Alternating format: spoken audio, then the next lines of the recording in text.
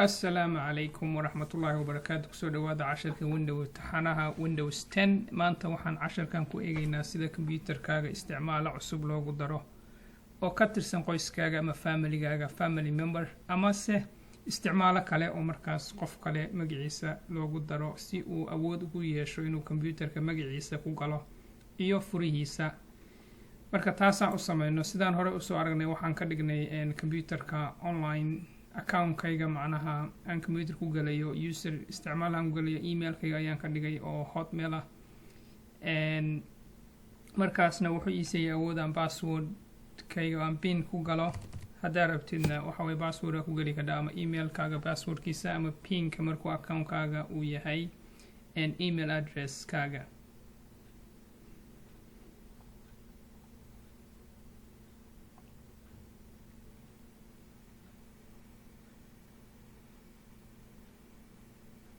okay markaas saad samaysid usaas computerka u galo markaas waxaad tagaysaa start waxaad tagaysaa settings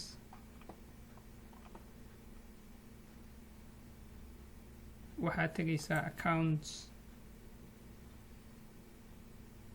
cashar kale waxaan ku aragnay sida qofka adiga isticmaalahaaga markaas sida loo bedelo waxaan ka dhignay markii hore wuxuu ahaa local account oo computerka kaliya ku kooban waxaan ka dhignay online account aad ku galaysid email address-kaaga oo administrator ah haddaad rabtid. marka computerkan waa mid cusub markii ugu horeysay ayaan login ku sameeyey haddaan tago hadda family and other members marka halkan waxaa iiga soo baxaya wixii email-kayga family member aan ku daray hadda kahor computer kale kaga daray oo macnaha qoyskayga dadka ka tirsan aan ku daray. waxaad haysataa markaad tagtid meeshaan family and others optionka koowaad waa family member inaad familygaaga aad ku dadhid computerkaaga ama account-kaaga online-ka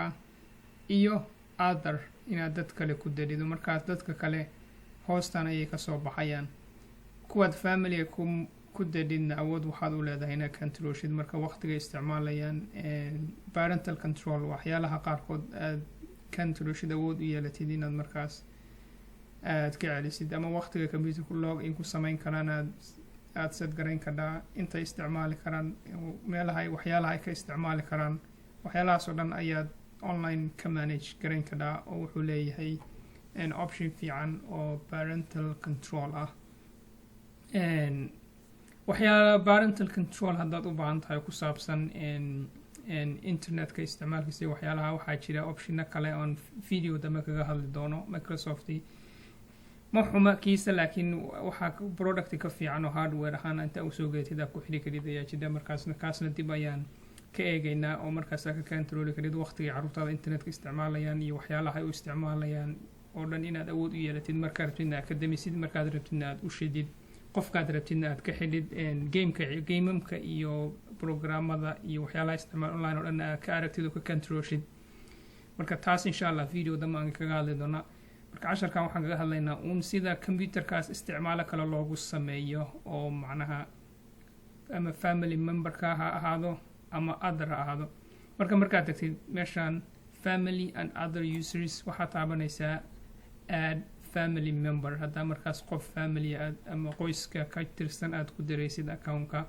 oo qofkaasi mar walba account-kaaga ayuu la soconayaa oo computer kasta aad ku xidhid ama ku registrashid email-kaaga wuxuu u yeelanayaa awood inuu log in inuu galo oo ku galo magaciisa email-kiisa iyo password-kiisa. marka hadda qofkan aniga ku jira horey ayaan computer hore u geliyey marka saas daraadeed ayuu halkan uga soo baxay. marka haddaan rabo inaan family member kale ku daro waxaan oranayaa add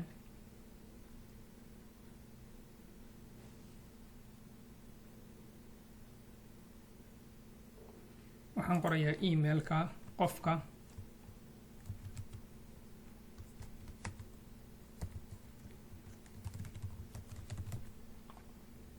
waxaan taabanayaa next.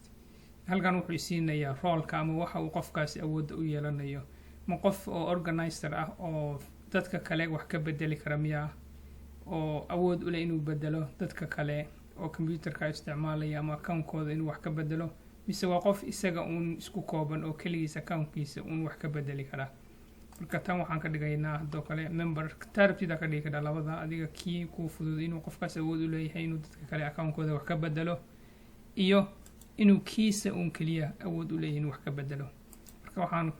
taabanayaa invite waa martiqaad micnaheeda markaas aan saas sameeyo qofkii maadaama uusan accept garayn uusan weli macnaa invitation martiqaada u diray waa inuu aqbalaa linkiga uu soo dhaca inuu aqbalaa. marka waxa kaliya ku kala duwan yihiin qofka hadduu member yahay uun computerkaas unbuu isticmaali karaa login wixii loo ogolaado. hadduu organizer yahayna dadka kale waxyaalaha isticmaali karaan ayuu bedeli karaa sida wuxuu arki karaa activitygooda waxyaalaha isticmaalayaan websiteyada booqanayaan wixii lamid ah applicationska gameska iyo waxyaalaha ay ka baareen computerka. qofka oo organizerka waxaas uu arki karaa laakiin kan memberka kiisa unbuu arki karaa cid kale ma arki karo. Microsoft Store-na qofka organizerka waxa uu ka iibsan karaa laakiin kan memberka awood uma laha inuu markaas Microsoft Store uu galo oo wax ka iibiyo. contentiga waxyaalaha qaarkoodna wuu ka celin karaa ka qofka organizerka dadka kale kan laakiin memberka waxba awood ba uma leh inuu wax kaga celiyo ama ku arko dadka kale waxyaalaha ay sameynayaan oo markaas qoyskaas ka tirsan ama family memberska. marka qof markuu accept gareeyo invitationkaas markaas wuxuu ka soo baxayaa qaybtan sare oo wuxuu ka mid noqonayaa. marka hadda haddaan eego family and other users marka waxa ay muuqda laba caruur inaan ku registereeyay. marka saas waxaad u samayn kartaa macnaha inaad family memberkaaga ama caruurtaada as a child aad ugu dadid. marka hadduusan cunugaaga uusan lahayn ama qofka uusan lahayn email address waxaad samayn kartaa waxaad oran kartaa waad u samayn kartaa isla haddaba haddaad taabatid add new member add a family member markaas aad qofkaas emailka arabtid waxaa oranaysaa create one for a child hadduusan lahayn markaas email account ama email address oo Microsoft uu iska leeyahay waxaad gelinaysaa emailka qofkaas maadaama emailada aada loo qaatay marka lambaraan ku daraya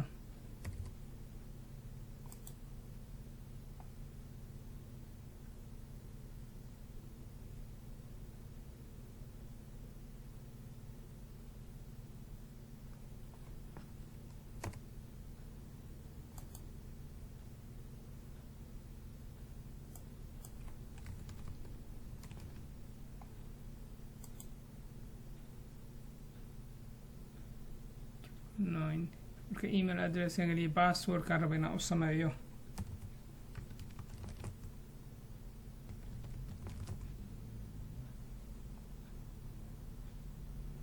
meeshaan oranaysa like to inform tips waa marka daartid Microsoft wax u soo diro qofkaas oo ka saaraya magaca hore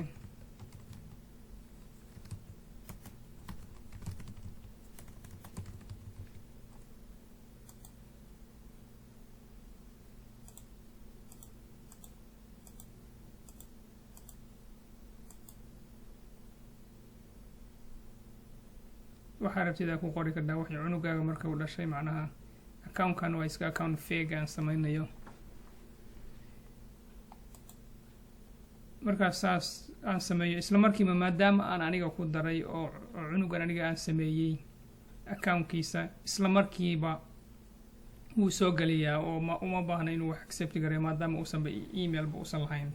qofkaas aan markaas sameeyey. marka waxa adiga un baa siinaya email addresskiisa iyo passwordka markaas uu computerka u galo ama emailkiisa u galo.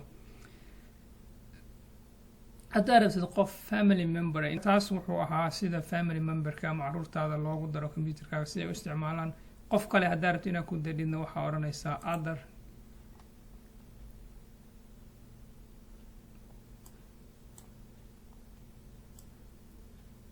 macnaha waxaan taabtay add someone else to this PC markaa saa samaysid emailkiisa email addresskiisa ama waxaa gelinaysaa ama phone numberkiisa markaas email Microsoft uu dirayaa markuu accept gareeyo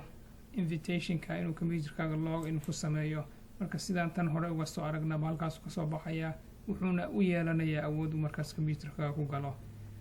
isagoo macnaha qof kale ah qofkaas marka accountkiisa online kaaga kuma xirna oo waxay ku kala duwan yihiin kan aad halkan dadka galisid family member ahaan ayaad online markaad emailkaaga gashid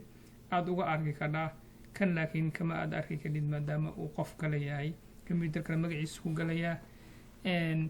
activitygiisa iyo wuxuu sameeyay computerkan haddaad magaciisa uun adiga aadan ku gelin markaas ma arki kadid laakiin kuwan waxay kaga duwan yihiin haddaan dhaho manage family member settings online haddaan gujiyo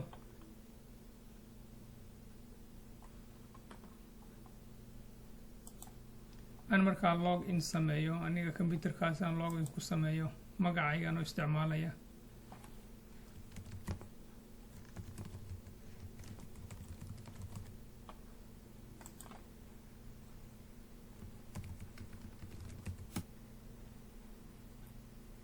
markaan log in sameeyo halkaan aan ka arki karaa wixii family member ku jira computerkayga ama accountkayga oo family memberkayga aan ku daray haddii aan rabo inaan markaas aan ka tirtiro oo qofkaas aan remove garaya ka tirtiro family memberka waxaan taabanayaa more options remove from family group markaas uu ka tirtirayaa qofkaas haddii aan halkaan anoo isticmaalayo online aan rabo inaan familygaas qof cusub ku daro waxaan taabanayaa add family member sidaan hore ugu daray oo kale taasna waan samayn karaa oo halkaan waan kaga dari karaa waxyaalo aad u tiro badan aad marka aad awood u leedahay haddii caruurtaada aad inaad ka controlshid sida halkan activitygooda waxay sameynayaan ay soo booqdeen in aragtid screen time setup apps iyo games iyo waxyaale marka clip kale ayaan kaga hadli doonaa securityga iyo waxyaalaha sida loo isticmaalo sida loo controlo iyo activityga iyo waxaa iyo optionska jira oo ka fiican waxaa jira technology oo ka awood badan ama ka fiican Microsoft family parental control optionskan uu haddana tusayo aan fiirinayno marka taas haddaan ka gudubno isku midna waya markaad other user ku diraysid waxba sima qeexayno waayo halkaas unbaa taabanaysa emailka baa ku qoraysaa wuxuu u dirayaa email invitation ayuu qofkaas u dirayaa markuu accept garayo markaas awood wuxuu yeelanayaa inaad markaas uu isticmaalo computerkaaga uu ku galo emailkiisa iyo passwordkiisa waa uun kan buu la mid yahay waxa kale ku kala duwan yihiin waxa weeye kan accountkaaga ayuu hoos tegayaa awooda u yeelanaysaa inaad activitygiisa waxyaaluhu isticmaalayo controlshid kan laakiin awood uma yeelanaysid waa qof kale marka haddaan ka soo qaad caruurtan mid ka mid a haddaan rabo inaan ku galo computerkan waxaa haddaan aniga kayga hadda ka saaro sign out aan oranayaa waxaan sameynayaa waxay iiga soo baxayaan halkan intaan dad ku daray oo dhan markan kaan rabo ayaan xulanayaa si aan uga soo saaro markaas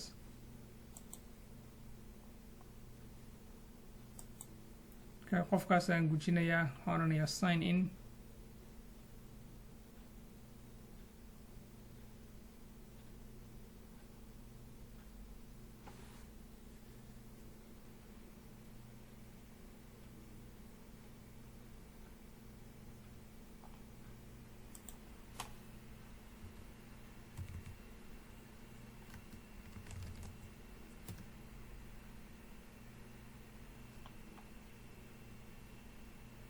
furihii aan geliyay markaan furaha geliyay waxaan taabtay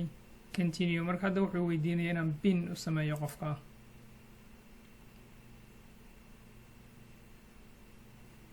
sida hore usoo aragnay bin ayaan u sameynayaa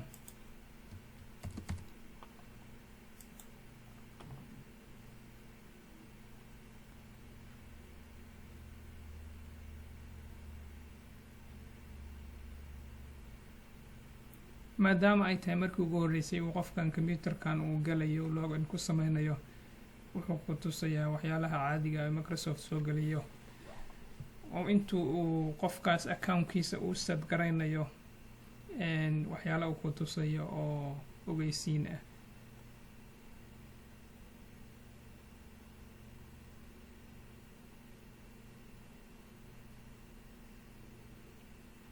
kan markuu ii soo saaro waxaan odhanayaa next.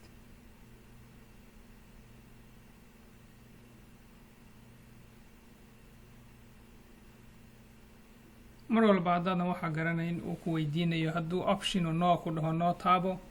haddii kalena next. waxaan waa privacy settings video kale ayaan uga hadli doonaa marka hadda kulli waa daminayaa accept yaan odhanayaa. markuu qofkaas galo wax kasta uu isticmaalo computerka activity history gu galayaa oo qofka macnaha organizerka awood ayuu leeyahay inuu markaas arko waxyaalahaas oo dhan online ka arko. marka